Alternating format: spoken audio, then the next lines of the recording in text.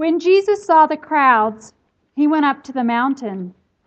And after he sat down, his disciples came to him. Then he began to speak and taught them, saying, "Blessed are the poor in spirit, for theirs is the kingdom of heaven. Blessed are those who mourn, for they will be comforted. Blessed are the meek, for they will inherit the earth. Blessed are those who hunger and thirst for righteousness, for they will be filled. Blessed are the merciful, for they will receive mercy. Blessed are the pure in heart, for they will see God. Blessed are the peacemakers, for they will be called children of God. Blessed are those who are persecuted for righteousness' sake, for theirs is the kingdom of heaven. Blessed are you when people revile you and persecute you and utter all kinds of evil against you falsely on my account. Rejoice and be glad, for your reward is great in heaven. For in the same way they persecuted the prophets who were before you." The Gospel of the Lord.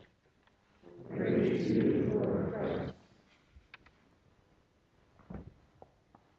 Please be seated.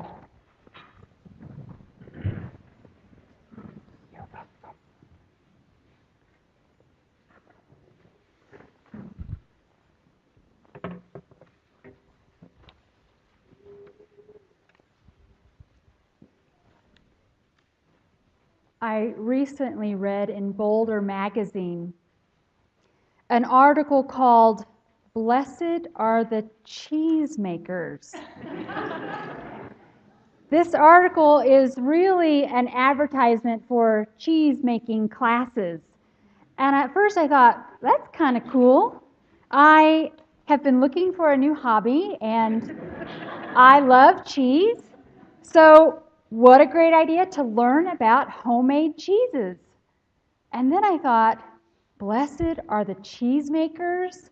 Really? Have the Beatitudes become so cliche as to become this silly advertisement article title? This All Saints, All Souls weekend, I'm reminded that actually this list of Beatitudes was very countercultural in its day. This list is from one of Jesus' most famous teachings. Does anyone know where it comes from? Sermon on the Mount, which, as some of you who have been there know, it's not really a mountain, but a little bitty hillside on the Sea of Galilee. And Jesus sat down with his followers and said to them things that we might translate today as, "The world says fear and scarcity rule, but I tell you, be encouraged. Trust that you will have enough. Media and entertainment praise the Photoshop perfect, but Jesus-y people will say instead, it's all about the bass, the bass, the bass, no trouble." If you don't know that reference, ask some of the younger folks here.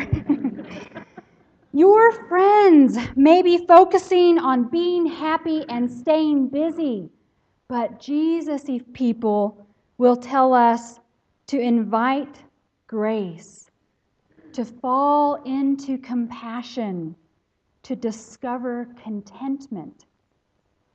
Or the message from a bully who hijacked a social media site might say to you, die.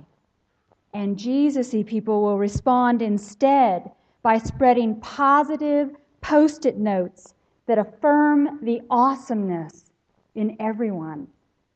Do you know this last story? Last month, a young high school student had one of her social media sites hacked, and the hacker put on her site, "Die." And a few days later, she responded by writing positive affirmations on all these Post-it notes and going to school early and putting one on every single locker. They said things like, "You are awesome, and you are beautiful, and I am so glad you are here." Her town, in fact, ended up launching a new anti-bullying campaign called Positive Post-it Date, which encourages people to leave anonymous notes of kindness for one another. That story could have ended in destruction, but that young woman chose to give it a different ending. She chose to end the no less painful experience in hopeful resilience.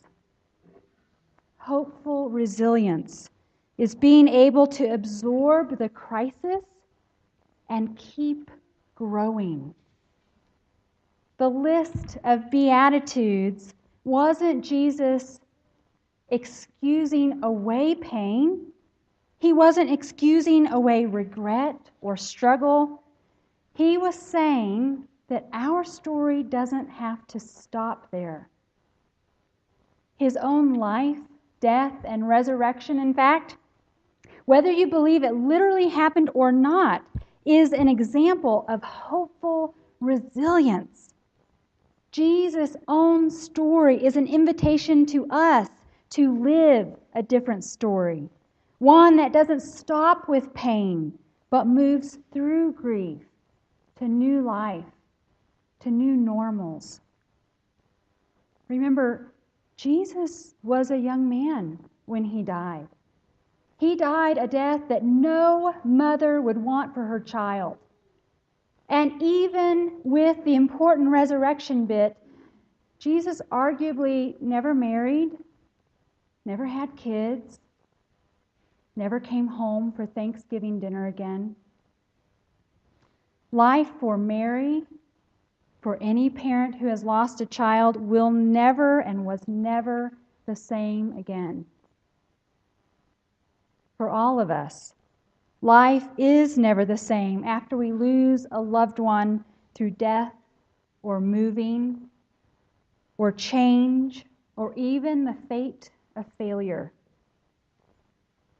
Yet Jesus' story is an icon of resilience, the promise that we can overcome the power of sin and death.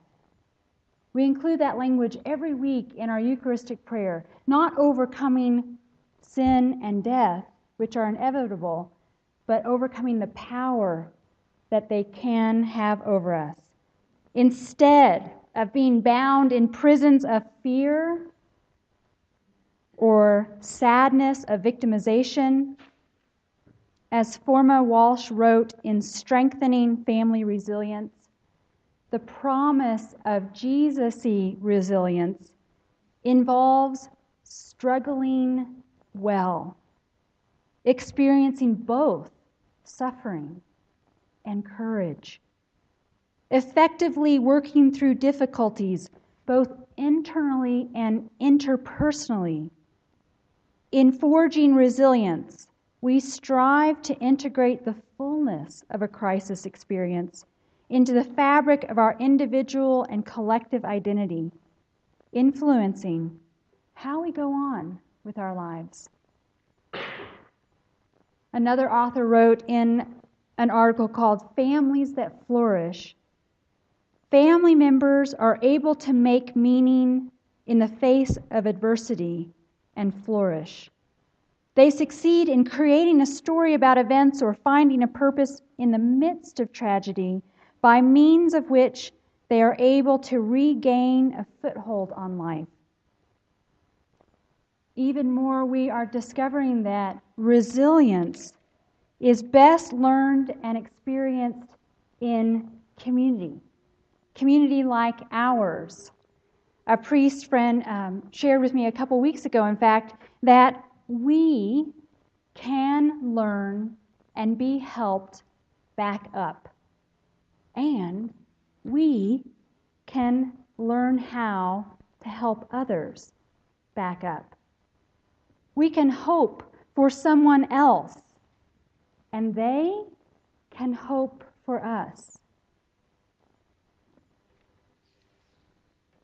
The same colleague and mentor shared that he went hiking with friends a few years ago, only to discover that the place they had saved up for to go on vacation had been severely burned in a forest fire not long before they arrived. He shared that after several miles of hiking on this hot day, we stopped for water and rest, still solidly ensconced in the burn.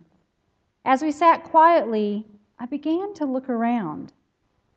Amidst the desolation, I began to see that life was everywhere, pushing upward in infinite detail, where my vision had only been limited to what was most obvious to the eye, the charred trees all around.